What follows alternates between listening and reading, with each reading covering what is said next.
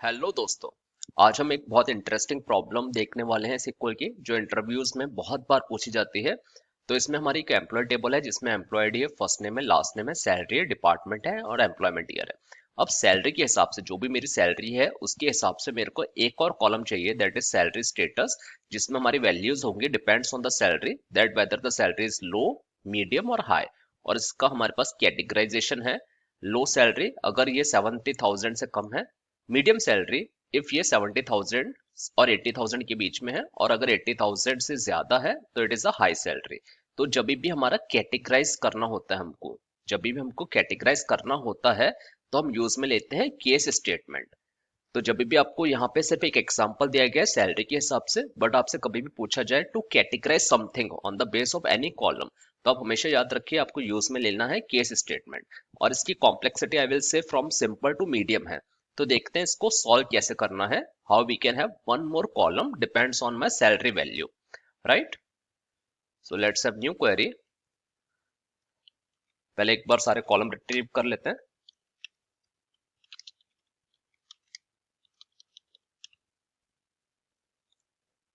ठीक है, तो ये हमारी टेबल आ गई। अब इसके हिसाब से मेरे को एक और यहाँ पे कॉलम चाहिए। तो व्हाट आई डू, तो ये सारे कॉलम तो चाहिए, उसके साथ में एक और चाहिए। तो I will simply use case statement along with star. तो स्टार से मेरे को ये सारे कॉलम मिल जाएंगे। यहाँ पे मैं लिखता हूँ केस। अब देखो हमारे दो तरह के होते हैं। केस आपका एक्सप्रेशन, सिंपल एक्सप्रेशन होता है और सच एक्सप्रेशन होता है। इसके लिए मैंने एक बहुत डिटेल वीडियो बनाया हुआ है, उसका मैं लिंक डिस्क्रिप्शन में दे दूंगा, आप वहां से देख लीजिए। Case when salary is greater than 60,000, or it was, let's go again the condition, एक बार इसको कॉपी कर लेते हैं।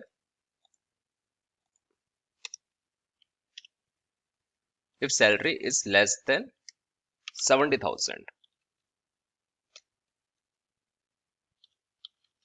then as a low,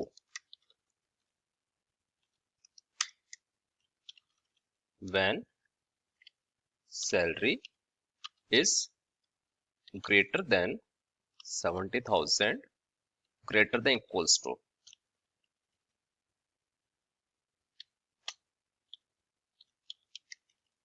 and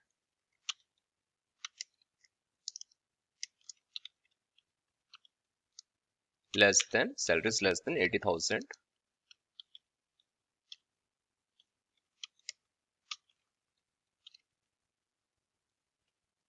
then it will be medium.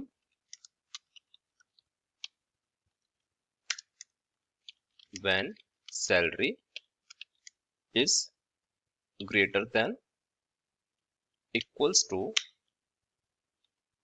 80,000, then it will be high.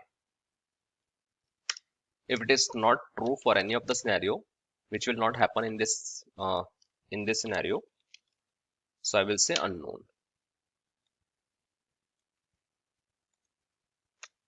And case statement and with the and clause, and we will give the name of this column as salary status. तो एक बार इसको चला देते हैं। Okay, so now we have one more column. यहाँ पे आपका 60,000 salary है, तो it's low because of this condition.